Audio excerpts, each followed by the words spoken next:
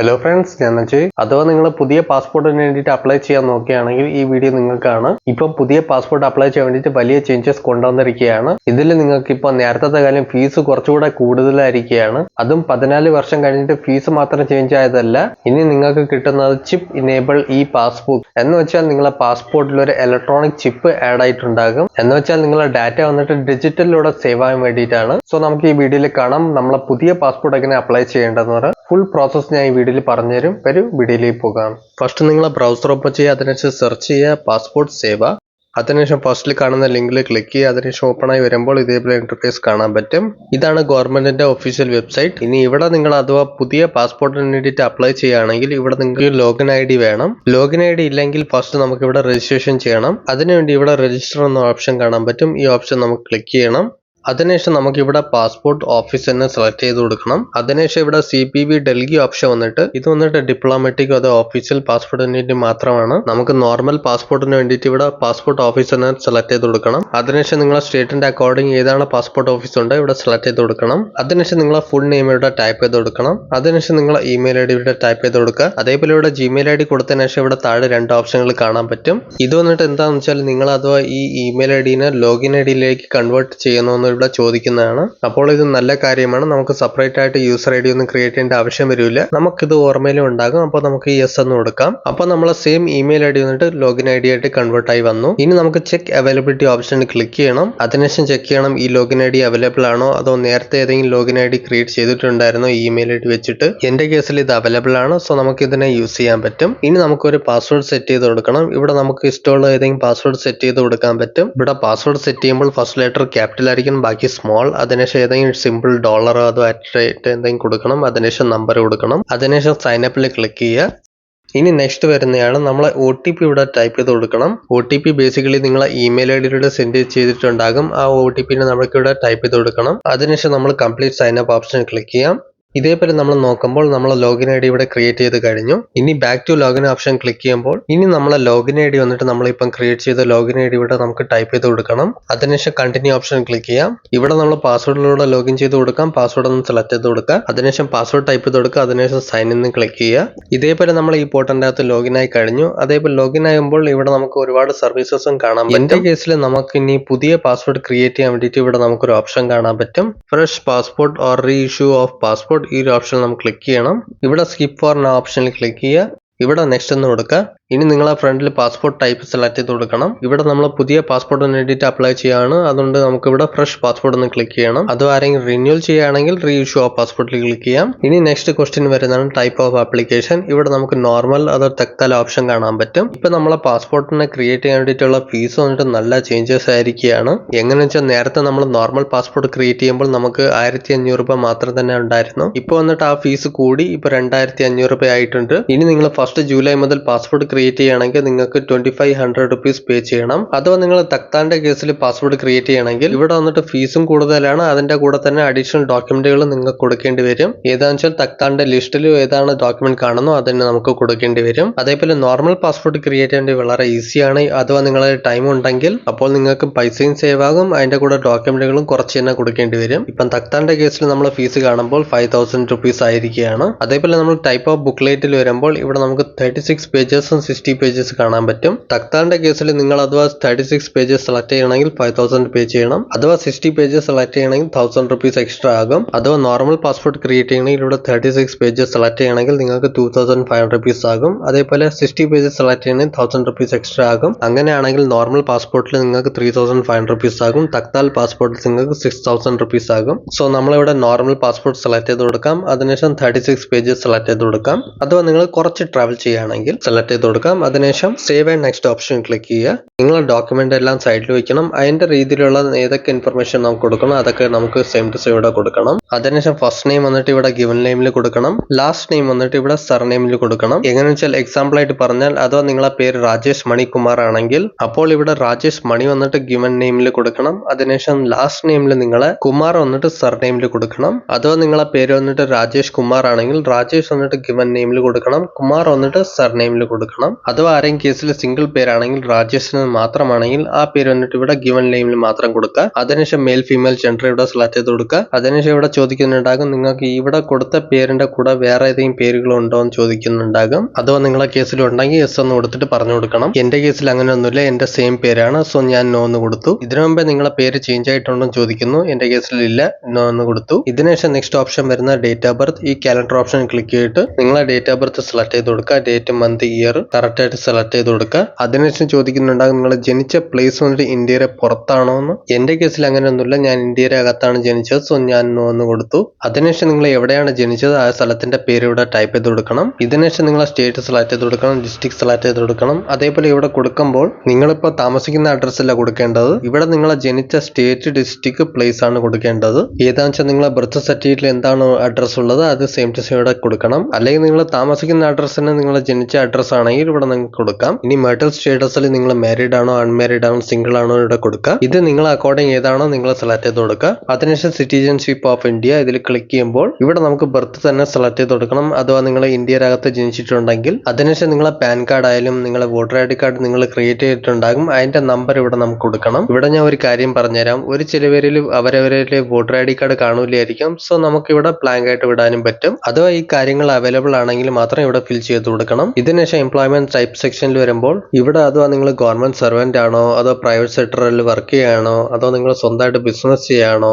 അപ്പോൾ self employed ഓപ്ഷനിൽ click ചെയ്യണം. അഥവാ ഇവിടെ ഏതെങ്കിലും സ്റ്റുഡന്റ് അപ്ലൈ ചെയ്യാണോ അതോ ഏതെങ്കിലും ഹൗസ് വൈഫ് ആണെങ്കിൽ ഇവിടെ ഹൗസ് മേക്കർ ഓപ്ഷനും കാണാൻ പറ്റും. ഇവിടെ നിങ്ങൾ അക്കോർഡിംഗ് ഏതാണ് ഓക്യുപ്പേഷൻ ഇവിടെ സെലക്ട് ചെയ്ത് കൊടുക്കുക. അതിനുശേഷം നമുക്കൊരു ഓപ്ഷൻ കാണാൻ പറ്റും. ഇവിടെ അഥവാ ആരെങ്കിലും ഗവൺമെന്റ് സർവന്റ് ആണെങ്കിൽ ഇവിടെ നമുക്ക് പറഞ്ഞു കൊടുക്കണം. അഥവാ മൈനറിന്റെ കേസിൽ അവരെ പാരന്റ്സ് വന്നിട്ട് ഗവൺമെന്റ് സർവന്റ് ആണോ ഇവിടെ പറഞ്ഞു കൊടുക്കണം. അത് പോയിട്ട് ഏതെങ്കിലും സ്പൗസ് ഇവിടെ അപ്ലൈ ചെയ്യുകയാണെങ്കിൽ എന്ന് വെച്ചാൽ മാരീഡ് പീപ്പിൾ ആണെങ്കിൽ അപ്പോൾ ഹസ്ബൻഡ് അപ്ലൈ ചെയ്യുകയാണെങ്കിൽ വൈഫ് ഗവൺമെന്റ് സർവന്റ് ആണെങ്കിൽ അത് ഇവിടെ നമുക്ക് പറഞ്ഞു കൊടുക്കണം. അത് വൈഫ് അപ്ലൈ ചെയ്യുകയാണെങ്കിൽ ഹസ്ബൻഡ് ഗവൺമെന്റ് സർവന്റ് ആണെങ്കിൽ അത് ഇവിടെ നമുക്ക് പറഞ്ഞു കൊടുക്കണം. അപ്പോൾ ആ കേസിലെല്ലാം നിങ്ങൾക്ക് യെസ് എന്ന് കൊടുത്തിട്ട് നിങ്ങൾക്ക് ഇവിടെ പറഞ്ഞു കൊടുക്കണം. എന്റെ കേസിൽ ഇല്ല, അതുകൊണ്ട് ഞാൻ നോ എന്ന് കൊടുത്തു. ഇനി നെക്സ്റ്റ് വരുന്ന എഡ്യൂക്കേഷൻ ക്വാളിഫിക്കേഷൻ. ഇവിടെ നമുക്ക് 4 ഓപ്ഷനുകൾ കാണാൻ പറ്റും. ഇവിടെ നിങ്ങൾ അഥവാ 10ാം ക്ലാസ് പാസ്സാണോ അതോ അതിന്റെ മുകളിൽ പഠിച്ചിട്ടുണ്ടെങ്കിൽ 10th pass and above option കൊടുക്കണം. അല്ലെങ്കിൽ നിങ്ങൾ 7ാം ക്ലാസ് പാസ്സാണോ അതോ 7ാം ക്ലാസ്സിന് താഴെയാണെങ്കിൽ ഈ 7ാം ക്ലാസ് ഓപ്ഷൻ കാണാൻ പറ്റും. അല്ലെങ്കിൽ നിങ്ങൾ 8ാം ക്ലാസ്സോ അതോ 9ാം ക്ലാസ് വരെ പഠിച്ചിട്ടുണ്ടെങ്കിൽ ഈ ഒരു ഓപ്ഷൻ കാണാൻ പറ്റും. അല്ലെങ്കിൽ നിങ്ങൾ ഗ്രാജുവേറ്റഡ് ആണെങ്കിൽ ഇവിടെ ഗ്രാജുവേറ്റ് ആൻഡ് എബോവ് ഓപ്ഷൻ കാണാൻ പറ്റും. ഇവിടെ കാണുമ്പോൾ എപ്പോഴെങ്കിലും നിങ്ങൾ പാസ്പോർട്ടിന്റെ കേസിൽ പാസ്പോർട്ട് അപ്ലൈ ചെയ്യുകയാണെങ്കിൽ അതിന്റെ അകത്ത് എഡ്യൂക്കേഷൻ വെച്ചിട്ട് ഭയങ്കര റൂൾസ് ആണ്. അതോ നിങ്ങളെ എഡ്യൂക്കേഷൻ ക്വാളിഫിക്കേഷൻ വന്നിട്ട് 10ാം ക്ലാസ്സോ അതോ 10ാം ക്ലാസ്സിന് മുകളിലാണെങ്കിൽ അപ്പോൾ നിങ്ങൾക്ക് പാസ്പോർട്ട് കിട്ടുന്നത് നോൺ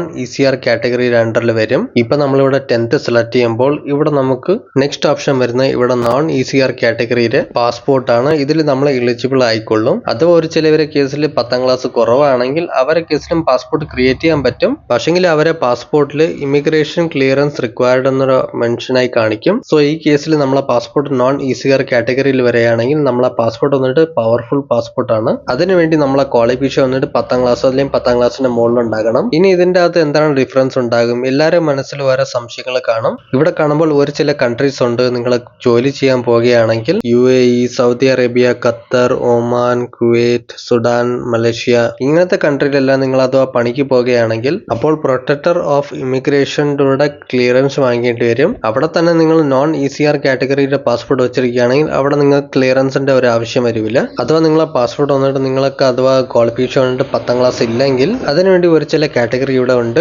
അഥവാ നിങ്ങൾ ആ കാറ്റഗറിയുടെ അകത്ത് വരികയാണെങ്കിൽ എന്നാലും നിങ്ങൾക്ക് ആ പാസ്പോർട്ട് നിങ്ങൾക്ക് വരുമ്പോൾ നോൺ ECR കാറ്റഗറിയിൽ വരും. അഥവാ നിങ്ങളെ വയസ്സ് വന്നിട്ട് 50 വയസ്സിന്റെ മുകളിലാണെങ്കിൽ അഥവാ നിങ്ങളെ അച്ഛന്റെ അമ്മേരയിൽ ഇരിക്കുന്ന പാസ്പോർട്ട് നോൺ ECR കാറ്റഗറി ആണെങ്കിൽ അതിന്റെ കൂടെ നിങ്ങളെ വയസ്സ് വന്നിട്ട് 18 വയസ്സിന്റെ താഴെയാണെങ്കിൽ അപ്പോൾ ആ കേസിൽ പിള്ളേർക്കുള്ള പാസ്പോർട്ടും വന്നിട്ട് നോൺ ECR കാറ്റഗറിയിൽ വരും. അവിടെ തന്നെ നിങ്ങൾ അഥവാ ഇൻകം ടാക്സ് പേർ ആണോ അതോ ഇൻകം ടാക്സ് പേ ചെയ്യുകയാണെങ്കിൽ അവിടെയും നിങ്ങൾക്ക് നോൺ ECR കാറ്റഗറിയിൽ ചെയ്യാൻ പറ്റും, ക്ലെയിം ചെയ്തെടുക്കാൻ പറ്റും. പക്ഷേ നിങ്ങൾ കഴിഞ്ഞ വർഷം അതോ 2-3 വർഷത്തിൽ നിങ്ങൾ ഏതെങ്കിലും കൺട്രിബ്യൂഷൻ ചെയ്തിരിക്കുകയാണെങ്കിൽ ടാക്സ് കൺട്രിബ്യൂഷൻ ചെയ്തിരിക്കുകയാണെങ്കിൽ പക്ഷെങ്കിൽ അങ്ങനെയല്ല നിൽ റിട്ടേൺ വെച്ച് ചെയ്യാൻ പറ്റും, അങ്ങനൊന്നുമില്ല. അതേപോലെ ഏതൊക്കെ കാര്യങ്ങൾ ഞാൻ പറഞ്ഞിട്ടുണ്ടോ അതിനെ ജസ്റ്റ് നമുക്ക് ചെക്ക് ചെയ്യാം. ക്വാളിഫിക്കേഷൻ 10ന്റെ മുകളിലാണ്, സോ സോ ഇനി നിങ്ങൾക്ക് ഒന്നും ചെയ്യേണ്ട ആവശ്യമില്ല. ഇനി നിങ്ങളെ പാസ്പോർട്ട് വന്നിട്ട് നോൺ ECR കാറ്റഗറി തന്നെ വരും. ഇനി നെക്സ്റ്റ് ഓപ്ഷൻ വരുന്നതാണ് വിസിബിൾ ഡിസ്റ്റിങ്വിഷിംഗ് മാർക്ക്. എന്ന് വെച്ചാൽ നിങ്ങളെ ബോഡിയിൽ എന്തെങ്കിലും മാർക്ക് ഉണ്ടോ അത് നിങ്ങൾക്ക് ഇവിടെ പറഞ്ഞു കൊടുക്കണം. ആ കാര്യം നിങ്ങൾക്ക് കാണിച്ചു പറഞ്ഞു കൊടുക്കണ്ടെങ്കിൽ ഇവിടെ നിങ്ങൾക്ക് വേണമെങ്കിൽ ബ്ലാങ്ക് ആയിട്ടും വിടാൻ പറ്റും.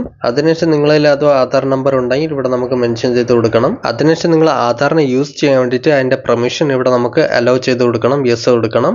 ഇതിനുശേഷം ഇവിടെ സേവ് ആൻഡ് നെക്സ്റ്റ് ഓപ്ഷനിൽ ക്ലിക്ക് ചെയ്യണം. ഇനി നെക്സ്റ്റ് ഓപ്ഷൻ വരുന്ന നമുക്ക് നമ്മളെ അച്ഛന്റെ അമ്മയുടെയും ഡീറ്റെയിൽ ഇവിടെ കൊടുക്കണം. ഇനി ഇവിടെ നിങ്ങളെ അച്ഛന്റെയും അമ്മയുടെയും പേര് ഇവിടെ ടൈപ്പ് ചെയ്ത് കൊടുക്കണം. First name and last name, surname എല്ലാം. അഥവാ നിങ്ങളെ കേസിൽ ലീഗൽ ഗാർഡിയൻ ഉണ്ടെങ്കിൽ അതിന്റെ ഇവിടെ മെൻഷൻ ചെയ്ത് കൊടുക്കണം. ഇവിടെ എനിക്ക് ഒരു ഓപ്ഷൻ മാത്രം വന്നിട്ടില്ല. അഥവാ നിങ്ങൾ മാരീഡ് ആണെങ്കിൽ ഇവിടെ നിങ്ങൾക്ക് ഓപ്ഷൻ സ്പൗസ് എന്നൊരു ഓപ്ഷൻ വന്നിട്ടുണ്ടാകും. അഥവാ ഹസ്ബൻഡ് അപ്ലൈ ചെയ്യുകയാണെങ്കിൽ ഇവിടെ വൈഫിന്റെ പേര് കൊടുക്കണം. അഥവാ വൈഫ് അപ്ലൈ ചെയ്യുകയാണെങ്കിൽ അവരെ ഹസ്ബൻഡിന്റെ പേര് ഇവിടെ കൊടുക്കണം. അതിനുശേഷം നിങ്ങൾക്ക് ഇവിടെ സേവ് ആൻഡ് നെക്സ്റ്റ് ഓപ്ഷനിൽ ക്ലിക്ക് ചെയ്യണം. മറ്റേ സ്റ്റെപ്പ് കംപ്ലീറ്റ് ചെയ്ത് കഴിഞ്ഞു. ഇനി സ്റ്റെപ്പ് വരുന്നതാണ് അഡ്രസ് ഡീറ്റെയിൽ. ഈ അഡ്രസ് തന്നെ നിങ്ങൾ ആ പാസ്പോർട്ടിലും പ്രിന്റായി കാണിക്കും. അപ്പോൾ നിങ്ങളെ കറണ്ട് അഡ്രസ് ഏതാണോ, നിങ്ങളിപ്പോൾ ഏതാണോ അഡ്രസ് താമസിക്കുന്നത് ആ അഡ്രസ് ഇവിടെ നമുക്ക് കൊടുക്കണം. അതിനു മുമ്പ് ഇവിടെ ഒരു ഓപ്ഷൻ കാണിക്കുന്നുണ്ടാകും. നിങ്ങളെ അഡ്രസ് കൊണ്ട് പ്രസന്റ് അഡ്രസ് വന്നിട്ട് ഇന്ത്യയുടെ പുറത്താണോ എന്ന് ചോദിക്കുന്നു. അങ്ങനെയൊന്നുമില്ല, നോ എന്ന് കൊടുക്കാം. നമ്മളിവിടെ ഇന്ത്യയുടെ അകത്താണ്, സോ ഞാൻ നോ എന്ന് കൊടുത്തു. അതിനുശേഷം നിങ്ങൾക്ക് എല്ലാവർക്കും നിങ്ങളെ ഹൗസ് നമ്പർ, ബിൽഡിംഗ് നമ്പർ ഇവിടെ കൊടുക്കണം. അതിന്റെ കൂടെ നിങ്ങളെ ബിൽഡിങ്ങിന്റെ പേര്, ഹൗസ് പേര് ഇവിടെ കൊടുക്കണം. അതിനുശേഷം നിങ്ങൾ ഏതാണ് വില്ലേജ്, ടൗൺ, സിറ്റി ഏതാണ് ഇവിടെ ടൈപ്പ് ചെയ്ത് കൊടുക്കുക. അതിനുശേഷം നിങ്ങളെ ഏരിയ പിൻകോഡ് ഇവിടെ ടൈപ്പ് ചെയ്ത് കൊടുക്കണം. അതിനുശേഷം നിങ്ങളെ സ്റ്റേറ്റ് ഇവിടെ സെലക്ട് ചെയ്ത് കൊടുക്കുക. അതിനുശേഷം നിങ്ങളെ ഡിസ്ട്രിക്ട് ഇവിടെ സെലക്ട് ചെയ്ത് കൊടുക്കുക. ഇനി ഇവിടെ തന്നെ നിങ്ങൾക്ക് ഇനിയൊരു ഓപ്ഷൻ കാണാൻ പറ്റും, പോലീസ് സ്റ്റേഷൻ്റെത്. ഇവിടെ നിങ്ങളെ അഡ്രസ്സിലുള്ള ഏതാണ് പോലീസ് സ്റ്റേഷൻ, ആ പോലീസ് സ്റ്റേഷൻ ഇവിടെ സെലക്ട് ചെയ്ത് കൊടുക്കണം. നിങ്ങളെ കറക്റ്റ് പോലീസ് സ്റ്റേഷൻ ഇവിടെ സെലക്ട് ചെയ്ത് കൊടുക്കണം. എന്താണെന്ന് വെച്ചാൽ നമ്മളെ പാസ്പോർട്ടിന്റെ പോലീസ് വെരിഫിക്കേഷൻ നടക്കുമ്പോൾ ഇവിടെ ഈ സ്റ്റേഷനിലൂടെയാണ് നിങ്ങളെ പോലീസ് വെരിഫിക്കേഷൻ നടക്കുന്നത്. അതിനുശേഷം നിങ്ങളെ മൊബൈൽ നമ്പർ ഇവിടെ ടൈപ്പ് ചെയ്ത് കൊടുക്കണം വിത്തൗട്ട് കൺട്രി കോഡ്. എന്ന് വെച്ചാൽ മൊബൈൽ നമ്പർ മാത്രം ടൈപ്പ് ചെയ്ത് കൊടുക്കണം, കൺട്രി കോഡ് ഒന്നും കൊടുക്കണ്ട. അതിനുശേഷം നിങ്ങളെ ഇമെയിൽ ID ഇവിടെ ടൈപ്പ് ചെയ്ത് കൊടുക്കണം. ഇനി ഇതിനുശേഷം നെക്സ്റ്റ് ഓപ്ഷൻ വരുന്നതാണ് പെർമനന്റ് അഡ്രസ് അവൈലബിൾ. അഥവാ നിങ്ങളെ കേസിൽ പെർമനന്റ് അഡ്രസ് ഉണ്ടെങ്കിൽ ഇവിടെ നമുക്ക് പറഞ്ഞു കൊടുക്കണം. വേറെ അഡ്രസ് ഉണ്ടെങ്കിൽ ഇവിടെ യെസ് എന്ന് കൊടുക്കണം. ഇവിടെ നമ്മൾ യെസ് എന്ന് കൊടുക്കുമ്പോൾ നമുക്ക് ഇനിയൊരു ഓപ്ഷൻ കാണിക്കും. നിങ്ങൾ ഇവിടെ കൊടുത്ത അഡ്രസ് തന്നെ ഇവിടെ നിങ്ങളെ പെർമനന്റ് അഡ്രസ് ആണെന്ന് ചോദിക്കുന്നു. അങ്ങനെയാണെങ്കിൽ യെസ് എന്ന് കൊടുക്കാം, അല്ലെങ്കിൽ നോ എന്ന് കൊടുത്തിട്ട് നമുക്ക് വേറെ അഡ്രസ്സും കൊടുക്കാൻ പറ്റും. അപ്പോൾ നമ്മളിവിടെ നോ എന്ന് ക്ലിക്ക് ചെയ്യുമ്പോൾ ഇവിടെ നമുക്ക് അഡ്രസ് ഫിൽ ചെയ്യേണ്ട ഓപ്ഷൻ ഇവിടെ വന്നിട്ടുണ്ടാകും. ഇവിടെ നിങ്ങൾ അതോ ഏതെങ്കിലും ജോബിന്റെ റിലേറ്റഡ് ആയിട്ട് ഇവിടെ ഷിഫ്റ്റ് ആയിട്ടുണ്ടെങ്കിൽ ആ അഡ്രസ് നമുക്ക് ഇവിടെ കൊടുക്കാൻ പറ്റും. അപ്പോൾ ആ രീതിയിൽ നിങ്ങൾ അഡ്രസ് ഡോക്യുമെന്റിലും ഉണ്ടാകണം. ഇപ്പൊ ഞാൻ നേരത്തെ ഫിൽ ചെയ്ത അഡ്രസ് തന്നെ എന്റെ പെർമനന്റ് അഡ്രസ് ആണ്. സോ നമുക്ക് ഇവിടെ എസ് എന്ന് ക്ലിക്ക് ചെയ്യാം. ഇനി നമുക്ക് വേറെ ഒന്നും ചെയ്യേണ്ട ആവശ്യമില്ല. ഇവിടെ നമുക്ക് സേവ് ആൻഡ് നെക്സ്റ്റ് ഓപ്ഷനിൽ ക്ലിക്ക് ചെയ്യണം.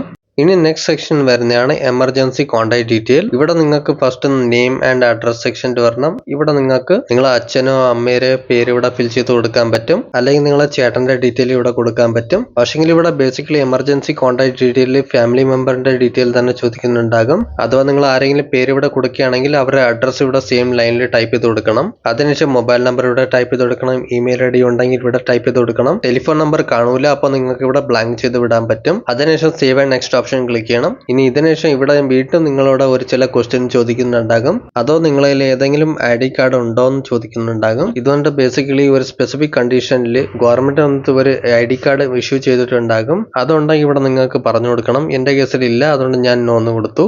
അതിനുശേഷം ഇവിടെ ചോദിക്കുന്നുണ്ടാകും നിങ്ങളിൽ ഏതെങ്കിലും ഡിപ്ലോമാറ്റിക് അതോ ഒഫീഷ്യൽ പാസ്പോർട്ട് നിങ്ങളിൽ അവൈലബിൾ ആണെങ്കിൽ, അതോ ഗവൺമെന്റ് സൈഡിൽ നിന്ന് ഏതെങ്കിലും ഒഫീഷ്യൽ പാസ്പോർട്ട് എന്തെങ്കിലും കിട്ടിയിട്ടുണ്ടെങ്കിൽ അത് നിങ്ങൾക്ക് ഇവിടെ പറഞ്ഞു കൊടുക്കണം. എന്റെ കേസിൽ അങ്ങനെ ഒന്നുമില്ല. അപ്പോൾ നമുക്ക് ഇവിടെ ഡീറ്റെയിൽസ് നോട്ട് അവൈലബിൾ എന്ന് കൊടുക്കാം. അതിനുശേഷം ചോദിക്കുന്നുണ്ടാകും ഇതിനു മുമ്പ് നിങ്ങൾ ഏതെങ്കിലും പാസ്പോർട്ട് അപ്ലൈ ചെയ്തിട്ടുണ്ടോ, അത് ചെയ്യുമ്പോൾ നിങ്ങൾക്ക് ഇഷ്യൂ ആയിട്ടില്ലെങ്കിൽ ആ കേസിൽ നേരത്തെ എപ്പോഴെങ്കിലും നിങ്ങൾ പാസ്പോർട്ട് അപ്ലൈ ചെയ്തിട്ടുണ്ടാകും. അപ്പോൾ നിങ്ങൾക്ക് ഏതെങ്കിലും റീസണിൽ നിങ്ങൾക്ക് ഇഷ്യൂ ആയിട്ടില്ലേക്കാം. അപ്പോൾ നിങ്ങൾക്ക് ഓൾഡ് ആപ്ലിക്കേഷന്റെ നമ്പർ ഇവിടെ നിങ്ങൾക്ക് കൊടുക്കണം. ഇവിടെ നിങ്ങൾക്ക് അങ്ങനെ ഉണ്ടെങ്കിൽ നിങ്ങൾക്ക് ഇവിടെ കറക്റ്റ് ആയിട്ട് പറഞ്ഞു കൊടുക്കണം. എന്താണെന്ന് വെച്ചാൽ ഓൾറെഡി എല്ലാം കമ്പ്യൂട്ടറിൽ മെൻഷൻ ആയിരിക്കും, അതുകൊണ്ട് കറക്റ്റ് ആയിട്ട് ഇവിടെ പറഞ്ഞു കൊടുക്കണം. സോ എന്റെ കേസിൽ അങ്ങനെ ഒന്നുമില്ല, ഞാൻ നോ എന്ന് കൊടുത്തു. അതിനുശേഷം save and next option click ചെയ്യുക. ഇതിനുശേഷം നിങ്ങളുടെ ഫ്രണ്ടിൽ ഇനിയും നിറയെ ക്വസ്റ്റ്യനുകൾ ഇവിടെ കാണിക്കുന്നുണ്ടാകും. ഇവിടെ ചോദിക്കുന്നുണ്ടോ നിങ്ങൾക്ക് ഏതെങ്കിലും ക്രിമിനൽ കേസസ് ഉണ്ടോ, അതോ ഏതെങ്കിലും കോർട്ടിൽ എന്തെങ്കിലും കേസസ് ഉണ്ടെങ്കിൽ, എന്തെങ്കിലും കേസുകൾ പെൻഡിങ്ങിലാണെങ്കിൽ അത് നിങ്ങൾക്ക് ഇവിടെ പറഞ്ഞു കൊടുക്കണം.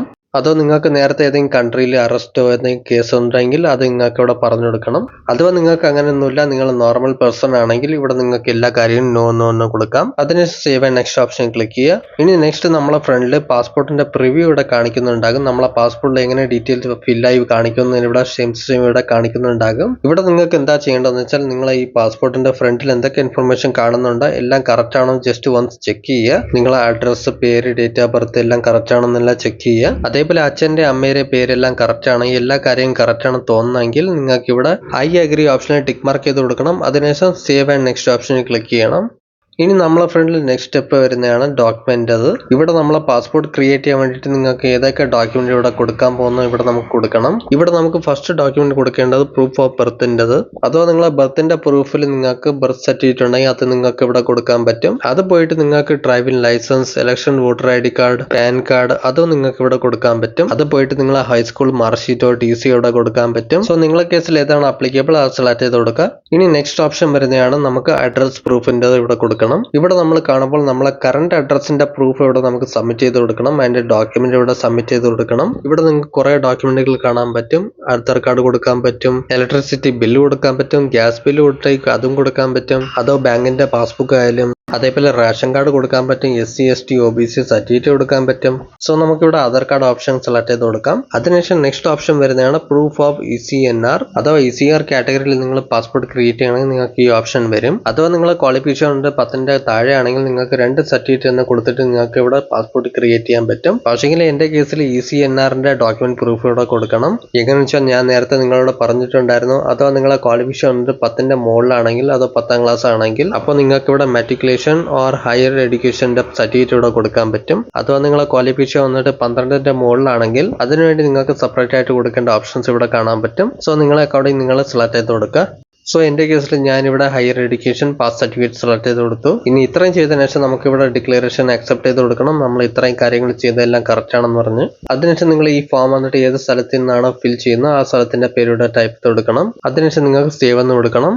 അതിനുശേഷം നിങ്ങൾക്ക് ഇവിടെ പ്രിവ്യൂ ഓപ്ഷനിൽ ക്ലിക്ക് ചെയ്യണം. ഇനി നിങ്ങളെ ഫ്രണ്ടിൽ നിങ്ങളെ ഫോമിന്റെ എല്ലാ പ്രിവ്യൂ ഇവിടെ കാണിക്കുന്നുണ്ടാകും. നിങ്ങൾ ഇതുവരെയായിട്ട് ഏതൊക്കെ ഡീറ്റെയിൽ ഫിൽ ചെയ്തിട്ടുണ്ടോ എല്ലാ ഡീറ്റെയിൽസ് ഇവിടെ കാണിക്കുന്നുണ്ടാകും. ഇവിടെ വൺസ് എല്ലാ കാര്യങ്ങളും കറക്റ്റ് ആണെന്ന് എല്ലാം ചെക്ക് ചെയ്യണം. ഇവിടെ നിങ്ങൾക്ക് എന്തെങ്കിലും മിസ്സിംഗ് അത് മിസ്റ്റേക്ക് ആയിട്ടുണ്ടെങ്കിൽ നിങ്ങൾക്ക് ബാക്ക് പോയിട്ട് എഡിറ്റ് ചെയ്യാൻ പറ്റും. എന്റെ കേസിൽ എല്ലാ കാര്യങ്ങളും കറക്റ്റ് ആണ്. സോ നമുക്ക് ഇവിടെ ക്ലോസ് ഒന്ന് കൊടുക്കാം. അതിനുശേഷം സബ്മിറ്റ് എന്ന് ക്ലിക്ക് ചെയ്യുക. ഇനി നമ്മളെ ഫ്രണ്ട് ഒരു ആപ്ലിക്കേഷന്റെ റെഫറൻസ് നമ്പർ ഇവിടെ ജനറേറ്റ് ആയി വന്നിരിക്കുകയാണ്. ഈ ഒരു ARN നമ്പർ നോട്ട് ചെയ്ത് വെക്കാൻ നെക്സ്റ്റ് ടൈം യൂസ് ആകും. നെക്സ്റ്റ് ഇനി വരുന്നതാണ് നമുക്ക് ഫീസ് പേയ്മെന്റ് ചെയ്യണം. അതിനുവേണ്ടി നമുക്ക് ഇവിടെ പേ ആൻഡ് ഷെഡ്യൂൾ അപ്പോയിന്റ്മെന്റ് ഓപ്ഷനിൽ ക്ലിക്ക് ചെയ്യണം. അതിനുശേഷം നിങ്ങൾ ഇവിടെ കാണുമ്പോൾ നിങ്ങൾ സെലക്ട് ചെയ്ത റീജിയണൽ ഓഫീസ് ഇവിടെ കാണാൻ പറ്റും. അതിന്റെ കൂടെ നിങ്ങളെ റെഫറൻസ് നമ്പർ ഇവിടെ കാണാൻ പറ്റും, ARN നമ്പർ. അതിനുശേഷം നിങ്ങൾക്ക് സെലക്ട് ചെയ്ത് കൊടുക്കണം PSK എന്ന് വെച്ചാൽ ഏത് പാസ്പോർട്ട് ഓഫീസിൽ നിങ്ങൾക്ക് നിങ്ങളെ അപ്പോയിന്റ്മെന്റ് വാങ്ങിക്കണം എന്ന് ഇവിടെ സെലക്ട് ചെയ്ത് കൊടുക്കണം. ഇവിടെ നിങ്ങൾക്ക് കാണാൻ പറ്റും ഒരു ചില PSK കാണാൻ പറ്റും, ഒരു ചില PO PSK കാണാൻ പറ്റും. ഇത് ബേസിക്കലി എന്താണെന്ന് വെച്ചാൽ നേരത്തെ ഗവൺമെന്റിന്റെ ഒരു ചില സെന്റർസ് ഉണ്ടായിരുന്നു. അപ്പോൾ നിറയെ റഷ് ആകുമായിരുന്നു. ഇപ്പം ഗവൺമെന്റ് വന്നിട്ട് പോസ്റ്റ് ഓഫീസിലും ഒരുപാട് പാസ്പോർട്ട് ഓഫീസ് ഓപ്പൺ ചെയ്തിരിക്കുകയാണ്. അപ്പോൾ നിങ്ങൾക്ക് പോസ്റ്റ് ഓഫീസിലും പോയിട്ട് നിങ്ങളെ വെരിഫിക്കേഷൻ കംപ്ലീറ്റ് ചെയ്യാൻ പറ്റും. അപ്പോൾ നിങ്ങളെ നിയറസ്റ്റിൽ ഏതാണോ നിങ്ങൾ സെലക്ട് ചെയ്ത് കൊടുക്കുക. എന്താണെന്ന് വെച്ചാൽ നിങ്ങളെ റീജിയണൽ പാസ്പോർട്ട് ഓഫീസ് വന്നിട്ട് മുകളിൽ സെലക്റ്റഡ് ആണ്. അപ്പോൾ നിങ്ങൾക്ക് ഏതെങ്കിലും സെന്ററിൽ പോകാൻ പറ്റും. എല്ലാ സെന്ററിന്റെ അപ്പോയിന്റ്മെന്റ് ഡേറ്റ് ഇവിടെ നമുക്ക് കാണാൻ പറ്റും. അതേപോലെ അപ്പോയിന്റ്മെന്റ് അഡ്രസ് ഇവിടെ നമുക്ക് വന്നിട്ടുണ്ട്. ഈ അഡ്രസ്സിലൂടെ നമുക്ക് വിസിറ്റ് ചെയ്യണം. അതേപോലെ നമുക്ക് അപ്പോയിന്റ്മെന്റ് ഡേറ്റ് ഇവിടെ സെലക്ട് ആയി വന്നിട്ടുണ്ട്. അഥവാ നിങ്ങൾക്ക് ഡേറ്റ് ചേഞ്ച് ചെയ്യണമെങ്കിൽ ഇവിടെ കലണ്ടർ ഓപ്ഷൻ കാണാൻ പറ്റും. അഥവാ നിങ്ങൾക്ക് ഈ ഡേറ്റിൽ പോകാൻ പറ്റൂല്ലെങ്കിൽ നിങ്ങൾക്ക് വേറെ ഡേറ്റുകൾ സെലക്ട് ചെയ്ത് കൊടുക്കാൻ പറ്റും. ഇതേപോലെ ഇവിടെ ഗ്രീൻ കളർ ഡേറ്റ് കാണാൻ പറ്റും. ഈ ഡേറ്റ് തന്നെ നമുക്ക് സെലക്ട് ചെയ്ത് കൊടുക്കണം. അതിനുശേഷം മേക്ക് പേയ്മെന്റ് ഓപ്ഷനിൽ ക്ലിക്ക് ചെയ്യുക. അതിനുശേഷം ഓക്കെ എന്ന് ക്ലിക്ക് ചെയ്യുക. അതിനുശേഷം പേ നൗ ഓപ്ഷനിൽ ക്ലിക്ക് ചെയ്യുക. ഇനി നമുക്ക് ഫീസ് പേയ്മെന്റ് ചെയ്യണം. ഇവിടെ നിങ്ങൾക്ക് ഏത് മെത്തേഡിലെങ്കിൽ ഫീസ് പേയ്മെന്റ് ചെയ്യാൻ പറ്റും. നെറ്റ് ബാങ്കിങ് ആയാലും ക്രെഡിറ്റ് കാർഡ്, ഡെബിറ്റ് കാർഡ് ആയാലും. പക്ഷെങ്കിൽ ഇവിടെ ക്രെഡിറ്റ് കാർഡിന്റെ കേസിൽ നിങ്ങൾക്ക് 17 rupees എക്സ്ട്രാ പേ ചെയ്യണം. സോ നമ്മളിവിടെ UPI ഓപ്ഷൻ സെലക്ട് ചെയ്ത് കൊടുത്തു. അതിനുശേഷം കൺഫേം ഓപ്ഷനിൽ ക്ലിക്ക് ചെയ്യുക. അപ്പോൾ നമ്മളെ ഫ്രണ്ടിൽ QR കോഡ് ഓപ്പൺ ആയി വരും. ഇവിടെ നമുക്ക് എത്ര പേയ്മെന്റ് ചെയ്യണമെന്ന് ഇവിടെ കാണിക്കുന്നുണ്ട്, 2500 രൂപ. ഇതിന് നിങ്ങൾ QR കോഡ് സ്കാൻ ചെയ്തിട്ട് നിങ്ങളെ പിൻ കോഡ് അടിച്ചു കൊടുക്കുക. അതിനുശേഷം പേയ്മെന്റ് ചെയ്ത് കൊടുക്കുക. പേയ്മെന്റ് ചെയ്ത് കഴിയുമ്പോൾ കുറച്ചു നേരം വെയിറ്റ് ചെയ്യണം. ഇത് ഓട്ടോമാറ്റിക് റീഡയറക്റ്റ് ആയി നമുക്ക് ഇതേപോലെ സക്സസിന്റെ പേജിലേക്ക് കൊണ്ടുവരും. അതേപോലെ ഒരു കാര്യം ശ്രദ്ധിക്കുക, ഇവിടെ നിങ്ങൾ പേയ്മെന്റ് ചെയ്യുമ്പോൾ നിങ്ങൾ ഈ പേജിനെ ബാക്ക് അടിക്കല്, അതിനുശേഷം ക്ലോസ് ചെയ്യല്. ഇനി നമ്മളിവിടെ ട്രാൻസാക്ഷന്റെ ID ഇവിടെ ജനറേറ്റ് ആയി വന്നിട്ടുണ്ട്. ഇവിടെ ഇനി നെക്സ്റ്റ് എന്ന് കൊടുക്കുമ്പോൾ ഇനി നമ്മളിവിടെ കാണുമ്പോൾ നമ്മളെ അപ്പോയിന്റ്മെന്റിന്റെ ഡീറ്റെയിൽ ഇവിടെ കാണാൻ പറ്റും. ഇനി ഇവിടെ നിങ്ങൾക്ക് കാണാൻ പറ്റും നിങ്ങളെ ഏതാണ് പാസ്പോർട്ട് ഓഫീസ് ഇവിടെ നമുക്ക് കാണാൻ പറ്റും. അതിന്റെ കൂടെ നമ്മളെ അപ്പോയിന്റ്മെന്റ് ഡേറ്റ് ഇവിടെ കാണാൻ പറ്റും. ടൈമിംഗ് എത്ര മണിക്ക് പോകണമെന്ന് കാണാൻ പറ്റും. ഇവിടെ നമുക്ക് പ്രിന്റ് ആപ്ലിക്കേഷൻ റെസിപ്റ്റ് എന്നൊരു ഓപ്ഷൻ കാണാൻ പറ്റും. ഇതിൽ നമ്മൾ ക്ലിക്ക് ചെയ്യുമ്പോൾ അപ്പോൾ ഒരു സ്ലിപ്പ് ജനറേറ്റ് ആയി വന്നിട്ടുണ്ടാകും. ഇതിന് നമുക്ക് പ്രിന്റ് ചെയ്ത് നമ്മളിൽ വെച്ചിരിക്കാൻ പറ്റും. ഇതിനു വേണ്ടി നമുക്ക് ഇവിടെ print and download application receipt ഓപ്ഷനിൽ ക്ലിക്ക് ചെയ്യാം. അതിനുശേഷം നമുക്ക് ഇവിടെ ഈ ഫസ്റ്റ് പേജിന് നമുക്ക് പ്രിന്റ് ഔട്ട് എടുത്ത് വയ്ക്കാം. അതേപോലെ നമ്മളെ ഫീസിന്റെ പേയ്മെന്റ് വന്നിട്ട് ഇപ്പോൾ സക്സസ്ഫുള്ളി കംപ്ലീറ്റ് ആയി കഴിഞ്ഞു. ഇനി നിങ്ങൾക്ക് അപ്ലൈ ചെയ്തതിനു ശേഷം നിങ്ങൾക്ക് പോകണം പാസ്പോർട്ട് ഓഫീസിൽ. ഏതാണ് നിങ്ങളെ അപ്പോയിന്റ്മെന്റ് ഡേറ്റ് ആ ദിവസം നിങ്ങൾക്ക് പോകണം. പാസ്പോർട്ട് ഓഫീസിൽ പോകുമ്പോൾ നിങ്ങൾക്ക് ഈ ലാസ്റ്റിൽ കിട്ടിയ റെസിപ്റ്റ് നിങ്ങൾക്ക് പ്രിന്റ് ഔട്ട് എടുത്ത് വെക്കണം. അതിന്റെ കൂടെ നിങ്ങളിൽ ഏതൊക്കെ ഡോക്യുമെന്റുകളുണ്ട് അതിന്റെ പ്രൂഫുകളെല്ലാം കൊണ്ടുപോകണം. ഒറിജിനൽ ആണ് കൊണ്ടുപോകേണ്ടത്. അതേപോലെ നിങ്ങളെ മാർക്ക്ഷീറ്റ് എല്ലാം കൊണ്ടുപോകണം. ഈ എല്ലാ ഡോക്യുമെന്റുകളും അവർ അവിടെ സ്കാൻ ചെയ്യും. അതിന്റെ കൂടെ നിങ്ങളെ ബയോമെട്രിക് അവിടെ ചെയ്യുന്നുണ്ടാകും. നിങ്ങളെ ഫിംഗർ പ്രിന്റും എടുക്കുന്നുണ്ടാകും. അതിന്റെ കൂടെ നിങ്ങളെ എല്ലാവരെയും ഫോട്ടോ വന്നിട്ട് അവിടെ ലൈവായിട്ട് ക്ലിക്ക് ചെയ്യും. ഇത് പോയിട്ട് നിങ്ങൾ പാസ്പോർട്ട് ഓഫീസിൽ പോകുമ്പോൾ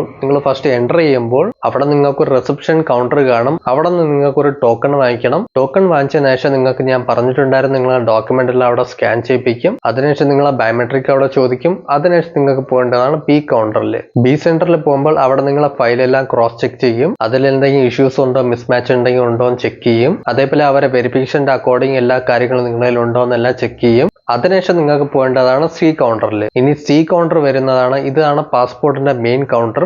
ഇപ്പം കാണുമ്പോൾ ഗവൺമെന്റ് വന്നിട്ട് ഇപ്പം പ്രൈവറ്റ് സെക്ടറിലും പാസ്പോർട്ട് ക്രിയേറ്റ് ചെയ്യേണ്ട പ്രോസസ്സിലും സ്റ്റാർട്ട് ചെയ്തിരിക്കുകയാണ്. എങ്ങനെയാ വെച്ചാൽ നിങ്ങളിപ്പം കണ്ട എ സെന്ററും ബി സെന്ററും വന്നിട്ട് പ്രൈവറ്റ് സെക്ടറിൽ അവർ തന്നെ മാനേജ് ചെയ്യുന്നതാണ്. ഇനി ബാക്കി നമ്മളെ പാസ്പോർട്ട് ഓഫീസേഴ്സ് എല്ലാം ഇരിക്കുന്ന സ്ഥലമാണ് സി കൗണ്ടർ. അവിടെ നിങ്ങളോട് ചോദിക്കും നിങ്ങളെ അഡ്രസ്സിനെ കുറിച്ചിട്ട്. അടുത്തതിന് ശേഷം നിങ്ങൾ എന്തിനാണ് പാസ്പോർട്ട് ക്രിയേറ്റ് ചെയ്യുന്നതെല്ലാം ചോദിക്കും. നിങ്ങൾ സംടൈംസ് എഡ്യൂക്കേഷന് വേണ്ടിയിട്ട് പുറത്ത് പോവുകയാണോ അതോ ഏതെങ്കിലും ട്രിപ്പ് ആൻഡ് ട്രാവൽ ചെയ്യാൻ വേണ്ടിയിട്ടാണോ അതേപോലെ ടൂറിസ്റ്റിന് വേണ്ടിയിട്ടായിരിക്കാം. ഇതേപോലെ നിങ്ങൾക്ക് വേറെ റീസൺസ് എല്ലാം കാണും. പക്ഷെങ്കിൽ നമുക്ക് ഒരു കാര്യം ശ്രദ്ധിക്കണം. ഒരു പുതിയ പാസ്പോർട്ട് ക്രിയേറ്റ് ചെയ്യാൻ വേണ്ടിയിട്ട് നിങ്ങൾ ഏതൊക്കെ ഡോക്യുമെന്റ് കൊണ്ടുപോകുന്നോ അപ്പോൾ ആ ഡോക്യുമെന്റ് വെച്ചിട്ട് ഒരു ചില ക്വസ്റ്റ്യനുകൾ അവിടെ ചോദിക്കുന്നുണ്ടാകും. പക്ഷെങ്കിൽ നിങ്ങളുടെ ഡോക്യുമെന്റ്സ് എല്ലാം എന്തെങ്കിലും മിസ്മാച്ച് ഉണ്ടെങ്കിൽ ഏതാണെന്ന് വെച്ചാൽ നിങ്ങളെ പേരിലായാലും നിങ്ങളെ വോട്ടർ ഐ ഡി കാർഡിൽ ഒരു പേരാണ്, നിങ്ങളെ ആധാർ കാർഡിൽ ഒരു പേരാണ്. അപ്പോൾ അങ്ങനത്തെ കണ്ടീഷനിൽ ചിലപ്പം പ്രോബ്ലംസ് വരാൻ സാധ്യത ഉണ്ടാകും. അപ്പോൾ അവർ പറയും നിങ്ങളെ ഈ ഡോക്യുമെന്റ് മിസ്മാച്ച് എല്ലാം ക്ലിയർ ചെയ്തുകൊണ്ട് വരണമെന്ന് പറഞ്ഞിട്ട്. അപ്പോൾ ഇതേപോലെ ഒരു ഇഷ്യൂസും വരാതിരിക്കാൻ നിങ്ങൾ ഫസ്റ്റ് എല്ലാ കാര്യങ്ങളും ക്രോസ് ചെക്ക് ചെയ്യുക. എല്ലാ കാര്യങ്ങളും കറക്റ്റ് ആണോ, എല്ലാം മിസ്മാച്ച് എല്ലാം ഉണ്ടോ, എന്തെങ്കിലും കറക്റ്റ് ആണോ എന്നെല്ലാം ചെക്ക് ചെയ്യുക. അതിൽ നിങ്ങൾ ഏത് ഡോക്യുമെന്റുകൾ കൊടുക്കുന്നോ അതിൽ നിങ്ങളെ പേരായാലും നിങ്ങളെ അച്ഛൻ്റെ അമ്മയുടെ പേരായാലും അതോ നിങ്ങളെ അഡ്രസ് ആയാലും എല്ലാം കറക്റ്റ് ആണോ, മിസ്മാച്ച് എന്തെങ്കിലും ഉണ്ടോ എന്നെല്ലാം ചെക്ക് ചെയ്യുക. എല്ലാം കറക്റ്റ് ആണെന്ന്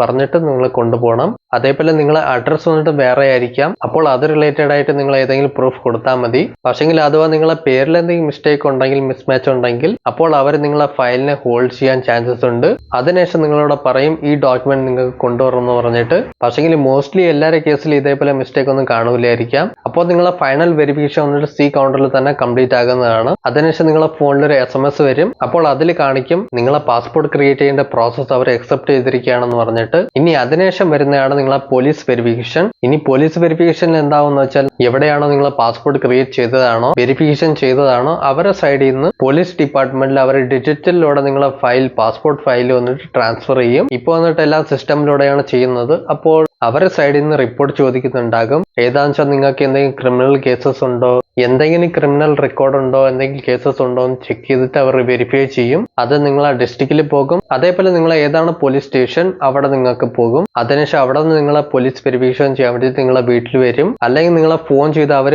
സ്റ്റേഷനിൽ തന്നെ തിരിച്ചു വിളിക്കും. അതിനുശേഷം അവർ നിങ്ങളെ കണ്ടതിന് ശേഷം അവർക്ക് കിട്ടുന്ന റിപ്പോർട്ട് അവർ കൊടുക്കും. അതേപോലെ ഒരു ചില സമയം പോലീസ് സ്റ്റേഷനിൽ ഡിലേ ആകാൻ ചാൻസസ് ഉണ്ട്. ഇന്ന് കാണാം നാളെ കാണാം എന്ന് പറഞ്ഞിട്ട് അവർ ഡിലേ ചെയ്യും ചിലപ്പോൾ. അതുകൊണ്ട് നിങ്ങൾ ആ കാര്യത്തിലൊന്നും പേടിക്കേണ്ട ആവശ്യമില്ല. അതുകൊണ്ട് അവർ നിങ്ങളെ എപ്പോഴാണ് വിളിക്കുന്നത് ആ സമയം നിങ്ങൾക്ക് പോകേണ്ടി വരും. അപ്പോൾ അവർ നിങ്ങളെ കണ്ടിട്ട് വെരിഫൈ ചെയ്ത് കൊടുക്കും. അപ്പോൾ അവർ നിങ്ങളെ കണ്ടതിന് ശേഷം അവരുടെ സൈഡിൽ നിന്നുള്ള കിട്ടുന്ന റിപ്പോർട്ടെല്ലാം അവർ ചെയ്തുകൊള്ളും. അതിനുശേഷം നിങ്ങൾ വേണമെങ്കിൽ സ്റ്റേറ്റസ് ചെക്ക് ചെയ്തുകൊണ്ടിരിക്കാം നിങ്ങളെ പ്രോസസ്സ് എന്താണെന്ന് പറഞ്ഞിട്ട്. നിങ്ങളെ പാസ്പോർട്ടിന്റെ ട്രാക്കിംഗ് നമ്പർ ഇവിടെ കാണാൻ പറ്റും. അതേപോലെ നിങ്ങൾക്ക് മെയിലിലോ അതോ പാസ്പോർട്ട് സേവ പോർട്ടലിൽ നിങ്ങൾ ട്രാക്കിംഗ് സ്റ്റേറ്റസ് ചെക്ക് ചെയ്യുമ്പോൾ നിങ്ങൾക്ക് കാണാൻ പറ്റും. ഈ നമ്പർ വെച്ച് നിങ്ങൾ ട്രാക്ക് ചെയ്തുകൊണ്ടിരിക്കണം ഇന്ത്യൻ പോസ്റ്റ് വെബ്സൈറ്റിലൂടെ. ഇതേപോലെ നിങ്ങളെ പാസ്പോർട്ട് വന്നിട്ട് എവിടെയാണ് എത്തിയിട്ടുള്ളത് ഇവിടെ കാണാൻ പറ്റും. സോ ഇതാണ് complete process. Okay friends, video ഇഷ്ടപ്പെട്ട ലൈക്ക് ചെയ്യും. ഇൻട്രസ്റ്റിംഗ് കാര്യങ്ങൾ നമ്മുടെ തന്നെ സബ്സ്ക്രൈബ് ചെയ്യും. വീഡിയോ കാണാം. ബൈ.